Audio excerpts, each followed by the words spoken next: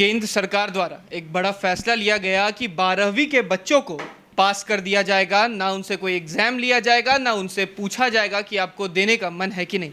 इस पे कई सारे जो पेरेंट्स हैं उन्होंने अपनी प्रतिक्रिया दी कि जो कुछ पेरेंट्स हैं उन्होंने इसे अच्छा भी बताया, क्योंकि कोरोना का पेंडेमिक चल रहा है, सरकार नहीं चाहती है बच्चों को कुछ हो। सरकार और जो डॉक्टर हैं वो भी कहे थे कि जो तीसरा स्ट्रेन होगा कहीं ना कहीं बच्चों पर घातक होगा।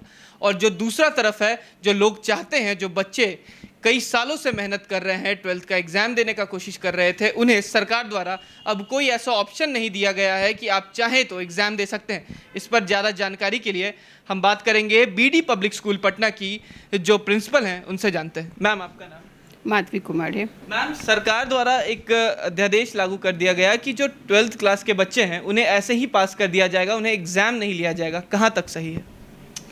देखिए, बच्चों के हेल्थ इश्यूज को देखें तो ये बिल्कुल सही है कि सरकार इस बात को लेकर चिंतित है कि उनके हेल्थ का प्रभाव, चूँकि जैसा अभी आपने भी कहा कि थर्ड स्ट्रेन आने वाला है और बच्चों को होगा। 18 साल से ऊपर के लोगों को ही वैक्सीनेशन की बातें अभी तक हो रही हैं, तो उनका वैक्सीनेशन का अभी प्रोसेस भी हमारे इंडिया में नहीं शुरू हुआ है।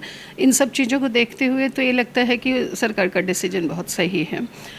हाँ, बच्चों के पॉइंट ऑफ व्यू से देखें तो बच्चों को शायद, बच्चों में 3 तरह के लेवल होते हैं बच्चों के।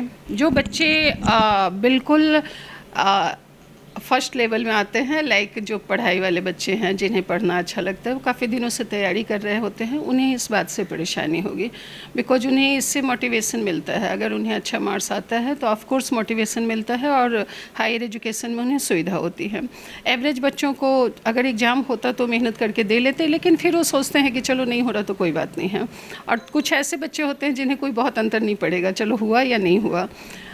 लेकिन मेरा मानना है कि 10th और 12th के एग्ज़ाम बहुत इंपॉर्टेंट होता है बच्चों के लिए, उनके लाइफ टाइम के लिए उन्हें याद रहता है कि 12th का हुआ। वो कितना बाद में महत्व रखता है ये एक अलग बात होगी। वह नंबर जो उन्हें आता है, मार्क्स जो भी वो ऑब्टेन करते हैं, उसका कितना महत्व होता है बाद में, क्योंकि बाद में जाके बच्चे जिस फील्ड में जाते हैं और जो फिर वो करने लगते हैं, जो भी प्रोफेशन वो ऑप्ट करते हैं, तो फिर उसमें वो एक्सेल करते हैं, वो अपने स्किल के द्वारा ही। तो मैम, कहीं ना कहीं क्योंकि 12th के बाद जो लोग होते हैं वो ग्रेजुएशन के लिए जाते हैं, चाहे वो कॉलेज हो या यूनिवर्सिटीज़ हो।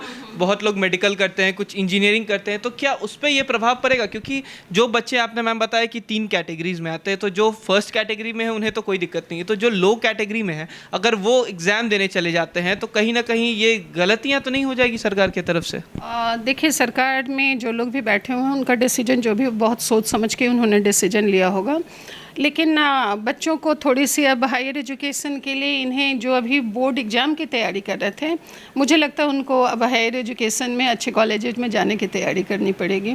अभी तक पॉलिसी सरकार ने दिया नहीं है कि जो ऑब्जेक्टिव्स वो बना रहे हैं for class 12 to prepare the result, तो पॉलिसी अभी सरकार की आई नहीं है। आप लोगों को कोई गाइडलाइंस मिली है कि किस तरीके से आप लोगों को देना है? कुछ भी अभी तक नहीं मिली। जैसे क्लास 10th के लिए गाइडलाइंस आ गया था, क्लास 12th का भी हो सकता है 1-2 दिन में हमें गाइडलाइंस आ जाएंगे हमारे पास।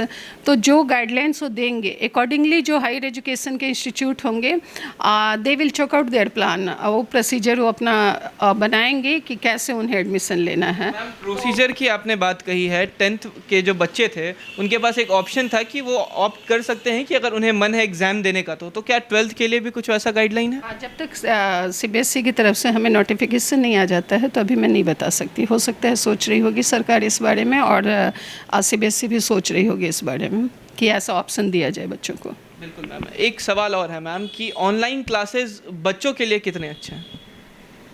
हाँ, ऑनलाइन क्लासेज बच्चों के लिए अभी के इस पैंडेमिक सिचुएशन में, जब बच्चे स्कूल नहीं आ सकते हैं और स्कूल आना कहीं से भी उचित नहीं है उनके लिए, तो बच्चे अगर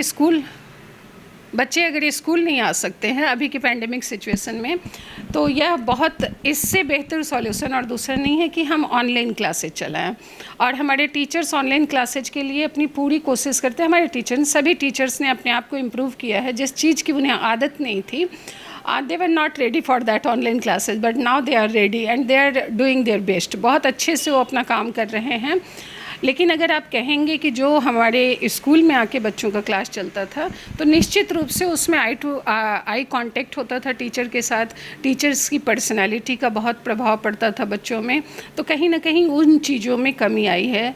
लेकिन एक चीज़ मैंने फील किया है कि बहुत दूसरे तरह के स्किल्स उनके डेवलप हो रहे हैं एंड बच्चों से बात होती है तो they are satisfied with that कि घर पे रह के भी वो सारी चीज़ें सीख रहे हैं तो सेटिस्फाइड हैं। लेकिन कभी भी ऑनलाइन क्लासरूम टीचिंग का सब्स्टिट्यूट नहीं हो सकता है।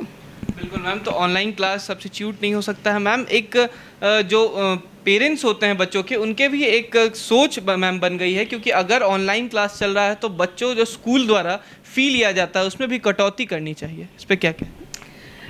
देखिए, मैं समझती हूँ कि इस पेंडेमिक में सबसे ज़्यादा असर किसी को पड़ा है तो वह पब्लिक स्कूल टीचर्स के साथ है, प्राइवेट स्कूल के टीचर्स के साथ है। उनकी मेहनत पहले से बहुत ज़्यादा हो गई। पहले भी वो काफ़ी मेहनत करते थे, लेकिन उन्हें अब टेक्नोलॉजी की भी जानकारी रखनी पड़ती है और उसके बारे में भी वो बहुत कुछ सीख रहे हैं। उनकी मेहनत थोड़ी ज़्यादा हो गई है। अब वो पावर पॉइंट प्रेजेंटेशन तैयार करते हैं, बच्चों को किस तरह से अट्रैक्टिव क्लास बनाए, ऑनलाइन क्लास मेहनत करते हैं।